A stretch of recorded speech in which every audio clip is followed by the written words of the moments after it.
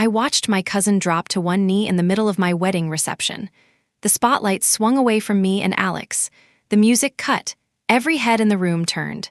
Jake held up a ring. Lily gasped on cue. My parents started clapping. I stood there in my wedding dress, frozen. My mother leaned in close. Her fingernails dug into my wrist. "Don't you dare make a scene." That's what she whispered. At my own wedding, while my cousin proposed to his girlfriend in front of 200 guests. I didn't make a scene that night, but I had the receipts, every single one, and when I finally made my move, it wasn't loud. It was surgical. How long had they been planning this? That's the question that kept me up that night. Turns out I'd find the answer in a place I never thought to look. Before we get into that, drop your time zone in the comments. Where are you watching from? And if you'd have kept your cool in that moment, hit the like button, because I almost didn't. To understand how my own parents became strangers, I have to rewind 6 months. My cousin Lily was always the golden child. I don't mean that as jealousy. I mean it as fact. When Lily flunked out of college, my parents paid for a second try. When I graduated with honors, they didn't show up. They were helping Lily move into her new apartment, the one they co-signed for. When Lily quit her third job in 2 years, my mom called it finding herself. When I asked to borrow their truck to move, I got a voicemail. "You're so independent, you'll figure it out." I did figure it out. I always did. I'm a project manager at a mid-size firm. I track budgets, timelines, contracts. I'm good at details. I save everything. Emails, texts, receipts. It's what kept me sane growing up. Because when your family rewrites history every other week, documentation is survival. I met Alex 3 years ago at a work conference. He's kind. He's steady. He doesn't play games. We got engaged after a year. Started planning the wedding 8 months out. I paid for it. Every cent. Venue, catering, flowers, photographer. $22,000 saved over 3 years. My parents couldn't hold that over me, and I made sure they knew it. "We're so proud of you," my mom said when I sent the invitation. I wanted to believe her. 3 weeks before the wedding, she called with a small favor. That's when it started. "Sweetie, I have a tiny favor." That's how my mom opened the call. "Lily and Jake want to share a special moment at your reception. Just a little toast. An anniversary thing. Would that be okay?" I hesitated. "How little?" 2 minutes, tops. You know how sentimental Jake gets. I didn't actually. I'd met Jake maybe 4 times. But I said yes. It was family. It was 2 minutes. 2 days later, my dad called. "Your mom told me you're letting Jake do something at the reception. That's really generous." "It's just a toast, right?" "Well, something meaningful. It'll mean the world to Lily." Something meaningful, not a toast anymore. I felt the first crack of unease. "Dad, what exactly is he planning?" "Just let him surprise you. It's all good. Family love, you know?" I didn't know, but I let it go. The night before the wedding, Lily texted me. "Thank you for letting us be part of your big day. You're the best." Heart emoji, sparkle emoji. I read it 3 times. Letting us be part of your big day, not thanks for having us, not can't wait to celebrate you. Letting us, I screenshotted it. I don't know why, instinct maybe, I showed Alex. "Do you think they'd actually try something?" He laughed. "Your family? No way, they wouldn't." I wanted to believe him, I really did. The ceremony was perfect. I cried during the vows. Alex's hands didn't shake. The sun came out right as we kissed. For 3 hours, I felt like the center of my own life. Then the reception started. We just finished our first dance. I was laughing, breathless. Alex spun me one last time. The music cut. Not faded, cut. The DJ looked confused. Then Jake was at the microphone. "Sorry to interrupt, everyone, I just need one quick moment." My stomach dropped. He walked to the center of the floor. Lily stood up from her table, hand over her mouth. Rehearsed. Jake dropped to one knee. "Lily, you're my everything. Will you marry me?" The room erupted. Guests jumped up, clapping. Phones came out. My parents were in the front row, filming, faces glowing. I turned to say something, anything. My mother was already next to me. She grabbed my wrist. Hard. "You will not ruin this for her." Her smile didn't move, but her voice was ice. I looked at my dad. He wouldn't meet my eyes. Alex put his hand on my back. "We should." "Don't," I whispered. So we didn't. We stood there, at our own wedding, watching someone else's engagement. Guests started coming up to us. Awkward congratulations. Wasn't that sweet? I smiled until my face hurt. I spent my wedding night crying in a hotel bathroom, but I wasn't broken. I was angry, and I had receipts. The next morning, Alex and I were supposed to fly to our honeymoon. I couldn't eat. I couldn't sleep. I opened my laptop. I went to the family group chat, the one I'd muted weeks ago because the notifications were constant. I scrolled back. 26 days before my wedding. My mom had posted a message. "Do we think Jake's plan is too much? I want to make sure it goes smoothly." Aunt Carol replied, "It's sweet, but maybe ask her first." My dad shut it down. "It's family, she'll understand." Lily chimed in, 3 heart emojis. I kept scrolling, more messages, logistics, timing, who would distract me so Jake could get into position. They'd planned it for weeks, all of them, and no one tagged me, no one asked. I was never part of the conversation. I was the venue. Alex read over my shoulder. "They knew," he said. "They all knew." I took screenshots, every single message. Timestamps, names, everything. I created a folder on my desktop. I labeled it evidence. That was receipt number 1, but I wasn't ready to move yet. I needed more. Because if I was going to do this, I was going to do it right. We were still on our honeymoon when the post started. Lily uploaded 40 photos, all from the proposal, tagged at my wedding venue. The caption: "So grateful to my amazing family for making this moment happen. Heart, ring emoji, sparkle emoji." Not one mention of me, not one mention of my wedding. The comments poured in, hundreds of them. "Congratulations! What a beautiful venue. Your family is so loving." My wedding photos got 30 likes, hers got 400, then my mom texted, "I hope you've calmed down. This is what family does. You're being selfish." Selfish, my dad left a voicemail. "I don't know what's gotten into you. Lily's over the moon. You should be happy for her. Stop acting like a jealous child." I listened to it twice, then I saved it. I was adding it to the folder when another message came in. "Aunt Carol, private. I need to tell you something. Your parents paid for Jake's ring. They've been covering his credit card debt for months. I thought you should know." I stared at the screen. "How much?" I typed back. "Thousands, I'll send you what I have." Alex looked at me. "What now?" "Now," I said, "we go deeper." Because they wanted me to roll over. They wanted me to smile and let it go. But Aunt Carol just handed me the key. Aunt Carol's email arrived the next morning. Subject line: "You deserve to know." She'd attached 3 PDFs. The first was a bank statement. My parents' joint account.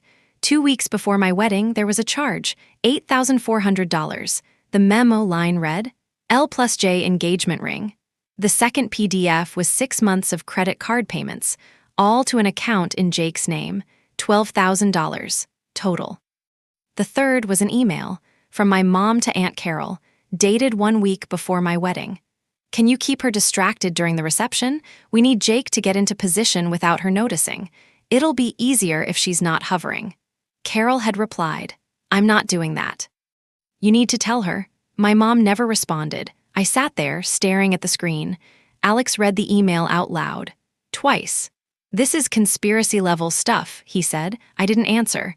I was doing math. $8,400 for the ring, $12,000 in debt payments. More than $20,000, almost as much as my entire wedding. They'd funded an engagement at my expense. Literally. And they'd tried to recruit my aunt to help them hide it. Now I had the full picture, and I knew exactly what they were afraid of. I called Aunt Carol. "Why now?" I asked. "Why tell me this now?" She sighed. "Because I'm tired. I've watched them bleed money on Lily for years, and I've watched them ignore you. But why the ring? Why my wedding? Your mom told me something a few months ago. She said, we can't afford another year of this." Another year of what? Of Lily, of Jake, of bailing them out. It clicked. Lily's never held a steady job, not since college. My parents have paid her rent, her car, her credit cards. Jake's in sales, but he's bad at it. Debt piling up. No savings. My parents are almost 60. Retirement accounts stretched thin. They couldn't keep funding Lily's life, so they staged a fairy tale. A public engagement at a beautiful venue, in front of 200 people. Phones out, cameras rolling, social proof, family validation, the story of a perfect couple. And once Lily was engaged, Jake's family would take over the bills. My wedding wasn't a celebration to them. It was a stage set, free venue, built-in audience, credibility by association. They used me. Your mom said she couldn't keep this up, Carol repeated. She meant Lily, and she was willing to sacrifice your day to fix it. I wasn't family to them, I was a prop. I thanked Carol, I hung up, and I started planning. I wasn't going to scream. I wasn't going to post receipts on social media. I was going to do this the right way. I called a family therapist who specializes in mediation and boundaries. Her name was Dr. Kim. I walked her through everything, the group chat, the bank records, the email. She listened. Then she said 6 words, "You have every right to boundaries." We built a plan, 2 parts. First, a formal no-contact letter, certified mail, drafted with her guidance, not a lawsuit, not a threat. Just a clear, documented boundary. As of this date, I am establishing no contact. Any future communication will go through a third party. Second, a family meeting, neutral location. 1 month out, I'd invite Aunt Carol, 2 cousins who'd quietly reached out to support me, and Dr. Kim as mediator. I'd present the evidence, calmly, on record, and I'd request 2 things. 1, a public apology in the same group chat where they planned the proposal. 2, $8,400, the cost of the ring, donated to a wedding vendor relief fund in my and Alex's name. Reparations for appropriating my event. If they refused, I'd go fully no contact and share the evidence with the extended family. I printed everything. Timeline, bank records, screenshots, all labeled, all dated. I wasn't looking for revenge, I was looking for accountability, and I was about to get it. The meeting was set for a Sunday afternoon. Community center. Neutral ground. I arrived early, set up the table. Evidence packets at each seat. Dr. Kim arrived. Then Aunt Carol. Then my 2 cousins, both older, both done with the family drama. My parents walked in at exactly 2 o'clock. Lily was with them. They looked confused. My mom smiled, tight. "Sweetheart, I'm so glad you're ready to talk." "Sit down," Dr. Kim said. They sat. Dr. Kim laid out the rules, no interruptions. Each party gets 5 minutes. This is mediated and documented. My dad opened his mouth. "Mr. Stevens," Dr. Kim said. "Not yet." I stood up. I didn't yell. I didn't cry. I opened the first packet. 26 days before my wedding, you used a family group chat to plan a proposal at my reception. I was never asked. I was never told. I slid the screenshots across the table. My mom's face went pale. You coordinated timing, logistics, and distractions. Aunt Carol was asked to keep me occupied. She refused. I showed the email. The one where my mom tried to recruit her. Lily stared at the table. 2 weeks before my wedding, you spent $8,400 on an engagement ring, using funds you've claimed for years you didn't have.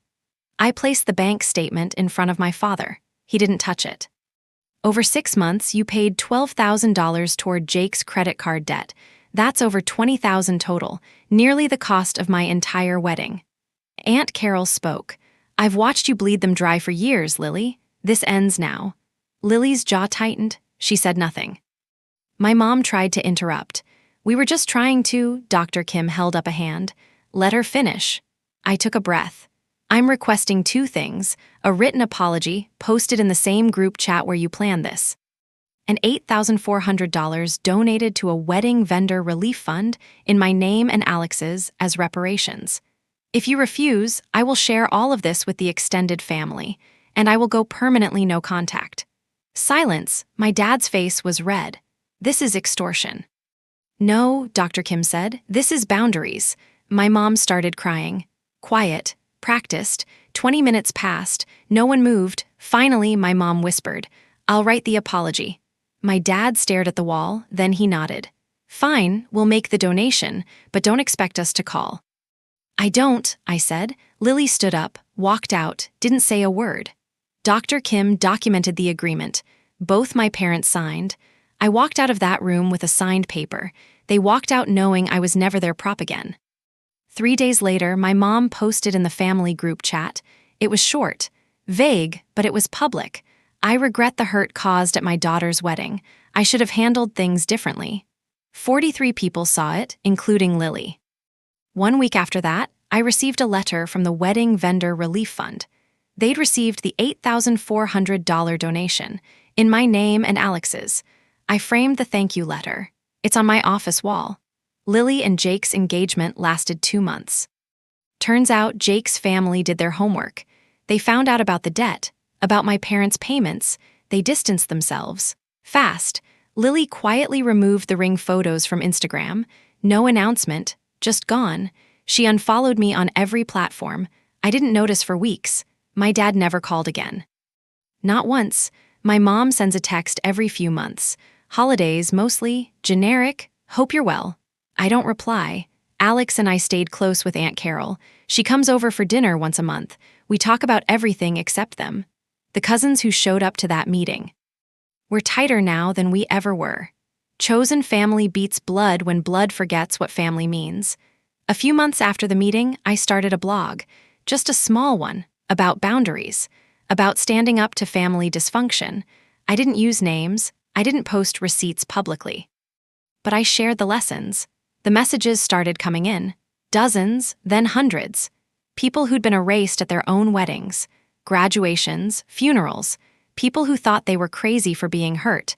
I told them the same thing Dr. Kim told me: you have every right to boundaries. On our first anniversary, Alex and I had a vow renewal. Tiny, just us and 10 people we trusted. No parents, no Lily, no risk. It was perfect. I don't think about that night at the reception much anymore. When I do, I don't feel shame. I feel relief. Because I taught them how to treat me, and when they refused to learn, I walked away. You teach people how to treat you, and sometimes teaching them means walking away. That's not cruelty. That's clarity. So here's my question for you. Have you ever had to set a hard boundary with family? What did it cost you? And what did it give you back? Drop your story below. You're not alone. And if this helped you feel a little less crazy, a little less selfish, hit subscribe. Because you're not the problem, you're just done being small. One last thing. This story is a fictionalized dramatization. It's not legal or financial advice, but the lesson is real. Boundaries aren't walls, they're doors, and you get to decide who walks through.